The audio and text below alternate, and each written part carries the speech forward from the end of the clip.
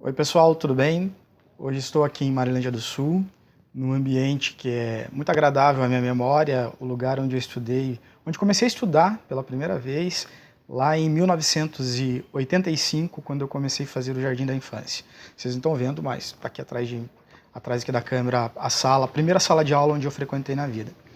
Ao fundo, vocês podem ver, né, no fundo ali, tem o Colégio Estadual Padre Ângelo Casagrande, o colégio onde eu estudei também a vida inteira. A grande metade dos anos 80, todos os anos 90, eu passei uma boa parte da minha vida estudando nesse colégio. E foi onde eu tive primeiro contato a respeito da geopolítica, a respeito da sociologia, enfim, algo que norteia praticamente todo o meu trabalho nos dias de hoje. E eu escolhi esse lugar para poder gravar esse vídeo, né, o tema desse vídeo que eu já vou dizer para vocês, porque está totalmente relacionado, né? Não tem como falarmos sobre esse assunto sem relacionar a questão histórica, sem relacionar a tudo aquilo que envolve a educação, porque é esse um momento crucial do nosso país, né? Politicamente falando. O tema desse vídeo é justamente o impeachment da presidente Dilma e o posicionamento que cada uma das pessoas tem nesse contexto. E isso tudo, sim, está relacionado à educação, está relacionado ao ensino de geopolítica, está relacionado principalmente ao ensino de história. Eu preparei um breve roteiro aqui porque é um tema muito complexo, não dá para falar em poucos minutos. Esse vídeo não dá conta de explicar tudo, nem é essa a intenção. Né, para a gente poder ter um conhecimento muito amplo sobre esse assunto, são horas de estudos, horas de leitura, horas vendo documentários para começar a entender um pouco. O objetivo desse vídeo é dar um encaminhamento, é colocar aí um ponto de interrogação na cabeça de vocês, né, para se questionarem quanto a tudo isso que está acontecendo. Peço licença para que eu possa consultar aqui o meu roteiro, para que eu não me perca na minha linha de raciocínio. Bom, esse momento que a gente vive no país é um momento único, nunca na história da nossa democracia isso aconteceu. Eu sequer, quando estava na universidade, há 15 anos atrás, podia imaginar que estaria vivendo um momento como esse, né, de uma divisão muito grande no país. De um lado, pessoas vestidas de verde e amarelo indo para a rua, do outro lado, pessoas vestindo vermelho, uma bipolaridade tremenda. Acho que o momento que nós tivemos tão bipolar assim no mundo foi no período da Guerra Fria, não nesse momento, né? Mas o legal disso tudo que está acontecendo, né, tem vários aprendizados, e um desses aprendizados certamente é o brasileiro usando verde e amarelo e cantando o hino nacional sem ser uma Copa do Mundo. E isso é algo estrondoso, extraordinário, um crescimento gigantesco, né? E lutando por aquilo que acredita. Eu posso não concordar com muitas coisas do que está em pauta quando o pessoal do verde e amarelo vai para a rua, né? Mas eu não posso deixar também de reconhecer o quão é importante a participação desse pessoal na rua. Isso tem que acontecer mesmo, né? As pautas devem ser evoluídas, devem ser debatidas, enfim, isso é sim muito importante. Então eu vejo esse momento como um momento de evolução da nossa democracia, como um processo natural da nossa democracia. Falando de Brasil, naturalmente, o Brasil é um país gigantesco, são 8,5 milhões de quilômetros quadrados, de acordo com projeções do IBGE, para esse ano são cerca de 205 milhões de habitantes, uma história totalmente conturbada, fomos uma colônia de exploração, enfim, tudo isso alicerça os nossos problemas, né? O Brasil tem problemas do tamanho da sua terra e da quantidade da sua gente, ou seja, muitos problemas, né? E fica evidente que a corrupção ela é um desses grandes problemas, mas não é um problema recente. Nessas paredes desse colégio, esse colégio que está aqui ao fundo, que vocês estão vendo, já se debatia a corrupção quando eu estava no ensino fundamental, ou seja, lá no início dos anos 90 já se falava a respeito da corrupção no país. Então não é algo recente. Nós estamos em 2016, os problemas de corrupção estão todos os dias na televisão, né? Mas se a gente for buscar na história, isso é algo lá atrás. Tem que acabar o problema? Tem que acabar. Eu particularmente acredito que o problema não acabe, ele amenize. Né? Você tem que criar mecanismos para amenizar essa situação, mas a gente tem que compreender que isso vem de longa data, isso vem lá com as caravelas de Pedro Álvares Cabral, né? Já acompanha todo esse momento histórico de formação do território brasileiro. Infelizmente, a corrupção faz parte disso. Mas eu tenho certeza que, paralelamente à corrupção, nós temos a hipocrisia e as pessoas cometerem um pré-julgamento. né? Não basta ser apenas corrupto. Essas duas questões aí que acompanham profundamente toda essa situação. E não vamos também colocar a culpa somente nos políticos. Nós temos no nosso dia a dia, no nosso cotidiano, pequenos atos de corrupção, muita hipocrisia e muito pré-julgamento. Como é que eu posso querer que o poder público em geral, que as pessoas que estão me representando no poder sejam pessoas honestas e idôneas, se eu sou conivente com pequenos atos diários de corrupção? Não, isso também deve ser repensado. Essa mudança deve acontecer, eu não posso ver o problema apenas no outro, eu tenho também que me enxergar como parte do problema. Bom, em relação ao impeachment da presidente Dilma, né? O que é um impeachment? A palavra já é estranha, né? Se refere em impedimento. Muito tem se falado nesse momento, né? As pessoas estão indo para a rua pedir o impeachment da presidente Dilma. Enquanto um grupo vai para a rua pedir o impeachment da presidente Dilma, nós temos um outro grupo que está falando que isso é golpe. Então eu vou tentar elucidar aqui para vocês o que é o impeachment e o que dizem ser o golpe nesse momento.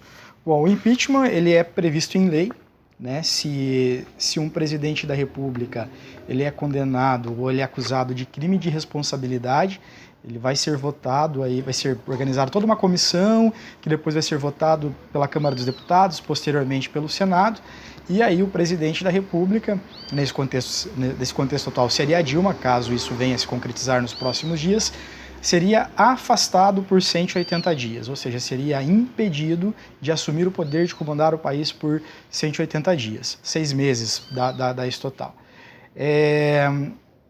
Havendo uma análise, um julgamento de todo esse processo e o presidente sendo absolvido daquilo que ele está sendo culpado, né, ou seja, do crime de responsabilidade, seja ele qual for o motivo, se ele for absolvido, ele volta.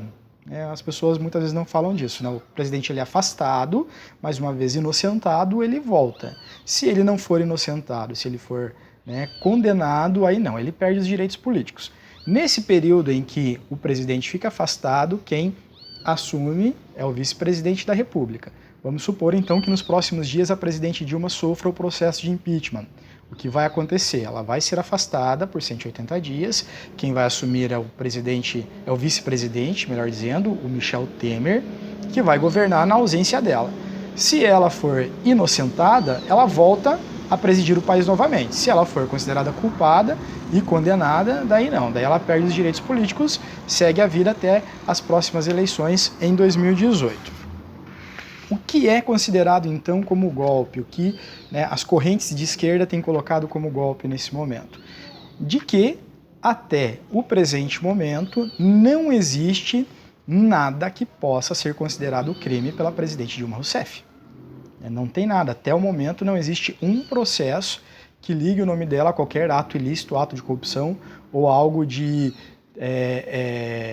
que seja cabível dentro dessa questão, que ela seja comprovadamente corrupta ou que ela tenha crime de responsabilidade. Mas por que então todo esse alvoroço em torno da presidente Dilma?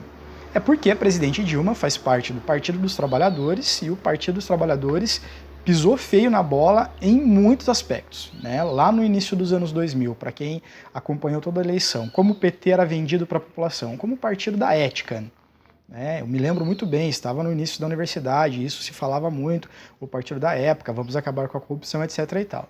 De repente o PT entra no poder, em alguns setores faz um trabalho extraordinário, mas não conseguiu ali coibir que membros do seu próprio partido cometessem atos falhos, ou seja, estivessem envolvidos em problemas de corrupção. E isso, naturalmente, tudo sendo jogado na mídia, né? Tem aí a Operação Lava Jato, que está pegando a galera e punindo adoidado, principalmente políticos do PT, é claro que vai respingar na presidente Dilma.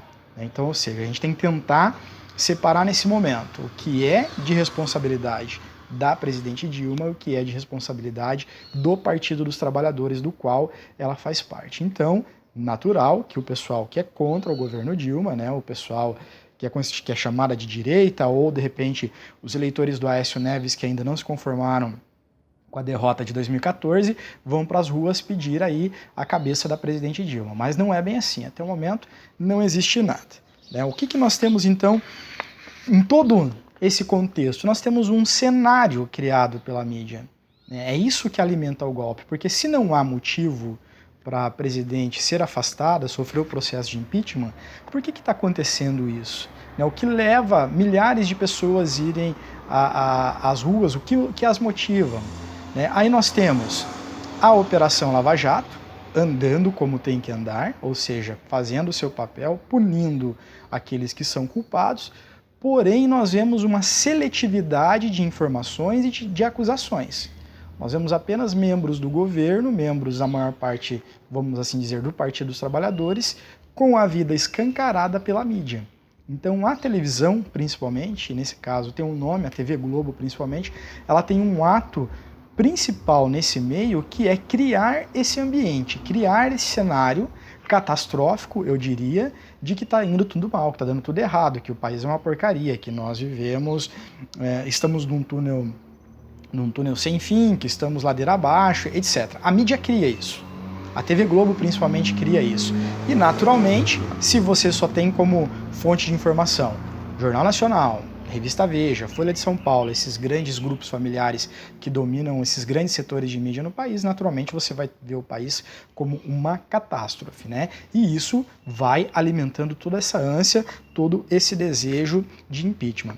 E nós não podemos esquecer que quem conduz o impeachment, ou pelo menos quem está conduzindo o processo de impeachment, é o presidente da Câmara dos Deputados, né, da Câmara Federal, o Eduardo Cunha. Não só ele, né, da comissão de impeachment, que é em torno de 60 deputados, pelo menos uns 40 deles ali estão envolvidos diretamente com atos de corrupção. Envolvidos comprovadamente, né? O presidente da Câmara, Eduardo Cunha, é um deles, ou seja, são políticos que têm a vida política mais suja do que pau de galinheiro, como dizem, conduzindo um processo de impeachment contra uma pessoa que não tem nada acusado ainda propriamente dito sobre ela. Então é isso que é o cenário do golpe. Eu não estou aqui dizendo para vocês, o impeachment é golpe. Não, o impeachment não é golpe. O impeachment está previsto na Constituição, né? Outro dia eu debatia com um colega meu da área jurídica e né, conversando sobre ele, ou seja, o impeachment é legal, né? Tá ali na lei. Agora, o cenário criado por isso é que vem a ser o golpe, que eu sim considero como golpe toda essa situação, né? Qual que é o papel da mídia nesse caso? Por que a mídia, né, a televisão, vamos ser bem claros, né, a mídia, a televisão está se propondo a fazer todo esse papel? Porque a televisão hoje ela é um mecanismo decadente, ela é um meio midiático em queda livre.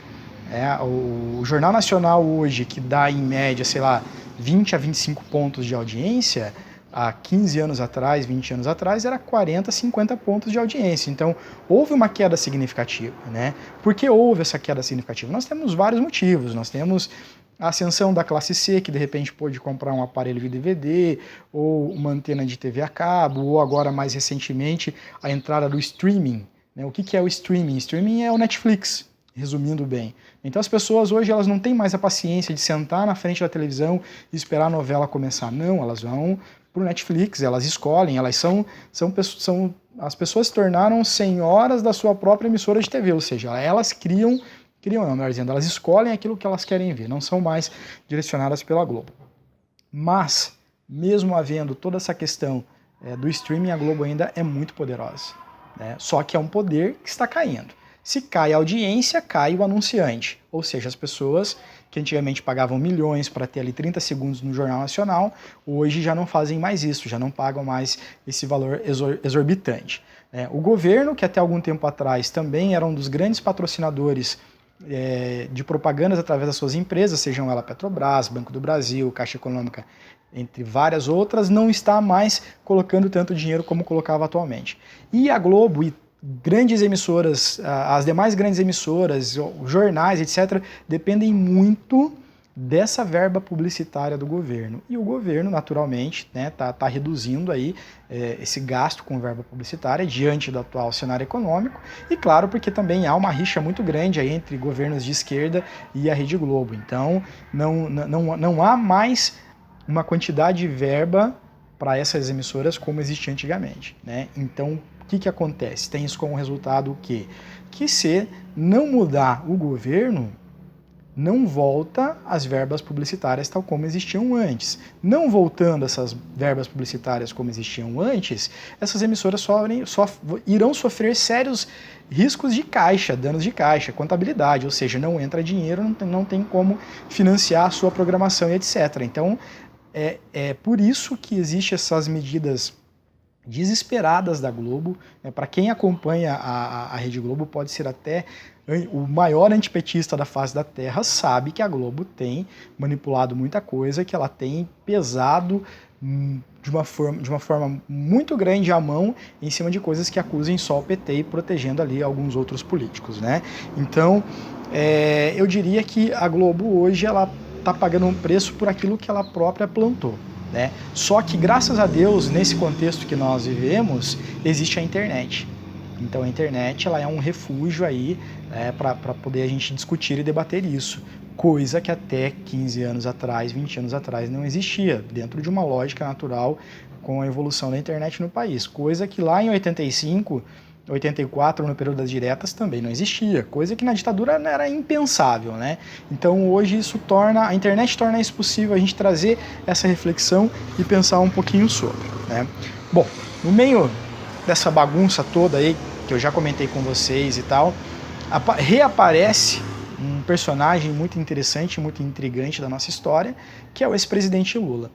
Eu não vou falar muito sobre o Lula aqui não. Por que eu não vou falar muito sobre o Lula? Porque o Lula ele já entrou para a história do país. Isso é inegável, os antipetistas podem se contorcer à vontade.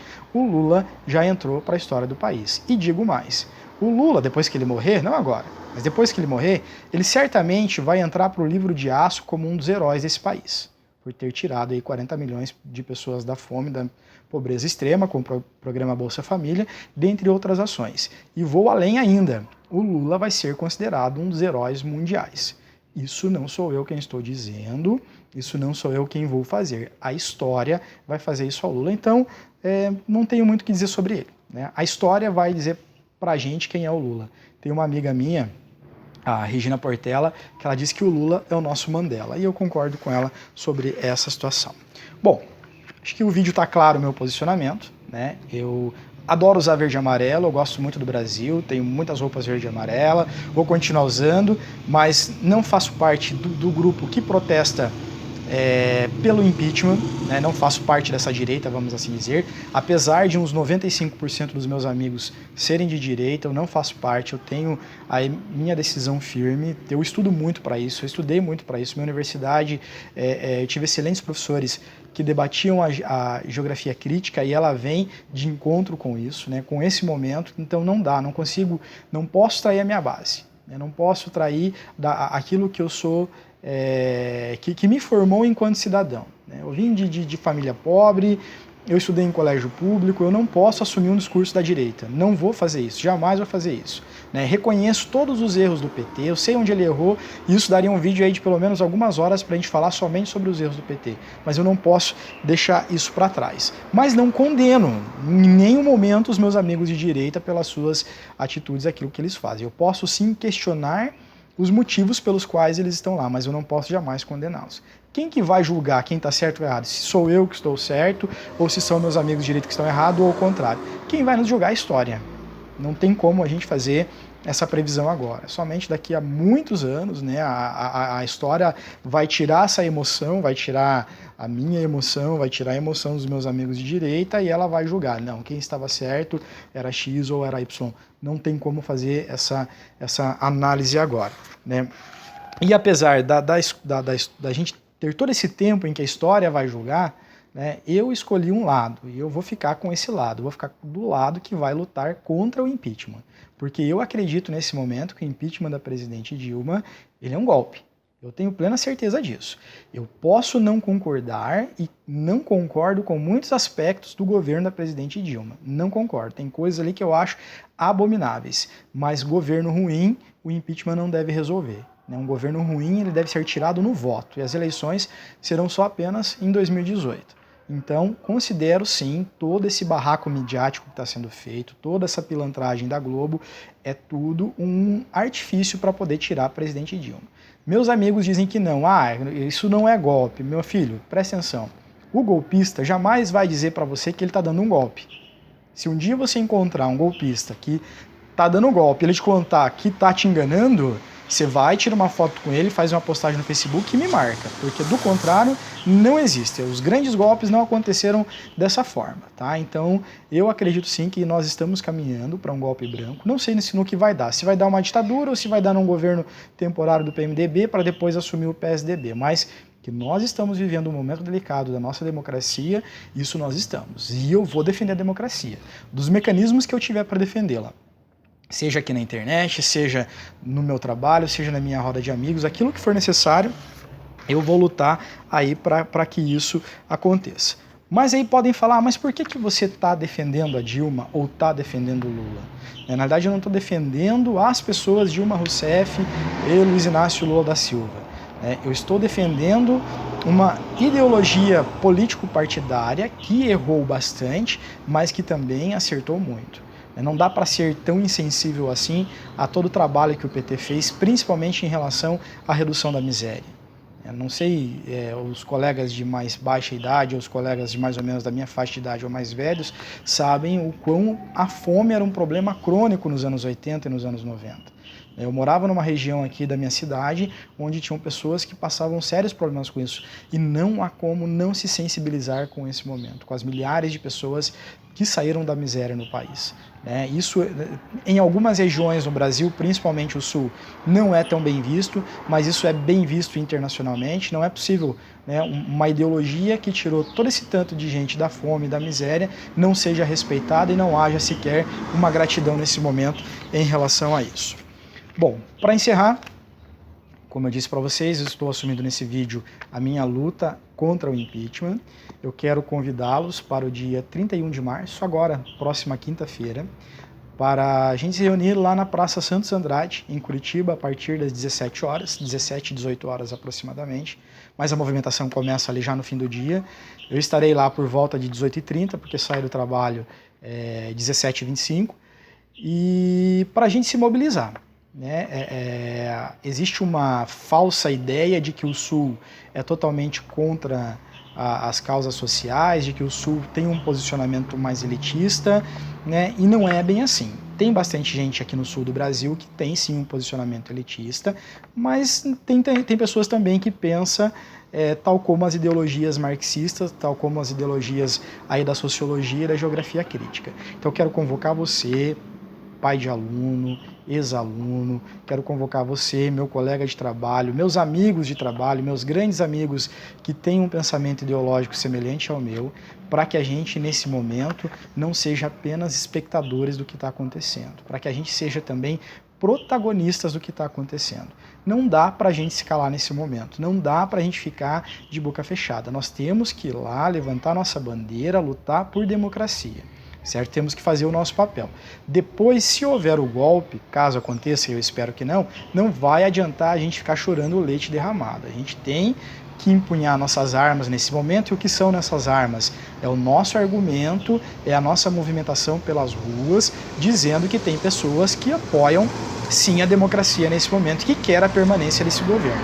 Se for para o governo sair, que saia de uma maneira justa e legal, sem havendo esse peso da justiça em um único partido, esse peso da mídia em um único partido, e que se respeite o voto de 54 milhões de pessoas.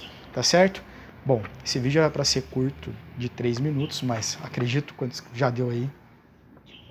24. Será que alguém vai até o fim dele? Acho difícil, mas tudo bem. Quem chegou até aqui, todo o meu carinho, todo o meu respeito, aos meus amigos de direita, meu profundo respeito, vocês sabem disso. Repito, a história vai nos julgar. Aos meus amigos de esquerda, vamos à luta. Um abraço, até mais.